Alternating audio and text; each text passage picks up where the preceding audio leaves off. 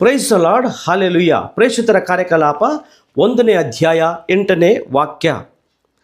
ಆದರೆ ಪವಿತ್ರಾತ್ಮ ಅವರು ನಿಮ್ಮ ಮೇಲೆ ಬಂದಾಗ ನೀವು ಶಕ್ತಿಯುತರಾಗುವಿರಿ.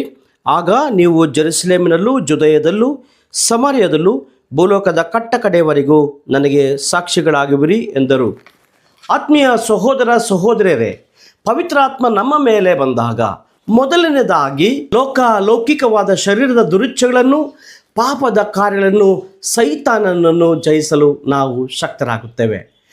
ಎರಡನೇದಾಗಿ ಯೇಸುವಿಗೆ ಸಾಕ್ಷಿಗಳಾಗಬೇಕಾದರೆ ನಾವು ಪವಿತ್ರಾತ್ಮ ಭರಿತರಾಗಬೇಕು. ಸಂತ ಪೌಲರು ನುಡಿಯುವಂತೆ ಪವಿತ್ರಾತ್ಮನ ಪ್ರೇರಣೆ ಇಲ್ಲದೆ ಯಾರು ಯೇಸುವನ್ನು ಪ್ರಭುವು ದೇವರೆಂದು ಒಪ್ಪಿಕೊಳ್ಳಲಾರರು. ಹಾಗಾಗಿ ನಮ್ಮ ಜೀವಿತದಲ್ಲಿ ಯೇಸುವನ್ನು ಪ್ರಭುವು ದೇವರೆಂದು ನಾವು ಒಪ್ಪಿಕೊಂಡು ಯೇಸುವಿನೊಂದಿಗೆ ಜೀವಿಸಿ ಸಾಕ್ಷಿಗಳಾಗಬೇಕಾದರೆ ನಮಗೆ ಪವಿತ್ರ ಆತ್ಮರು ಬೇಕು. ಈ ಪವಿತ್ರ ಆತ್ಮ ನಮ್ಮಲ್ಲಿ ಬಂದಾಗ ಜೆರುಸಲೇಮ್ ಎಂದರೆ ಕುಟುಂಬದಲ್ಲೂ, ಜುದಯ ಎಂದರೆ ಧರ್ಮಸಭೆಗೂ ನಾವು ಸಾಕ್ಷಿಗಳಾಗುತ್ತೇವೆ.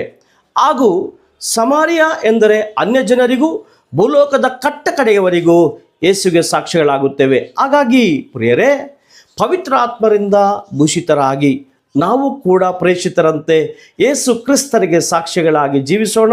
ಪ್ರಭು ಕ್ರಿಸ್ತರು ನಿಮ್ಮನ್ನು ಆಶೀರ್ವದಿಸಲಿ. Praise the lord.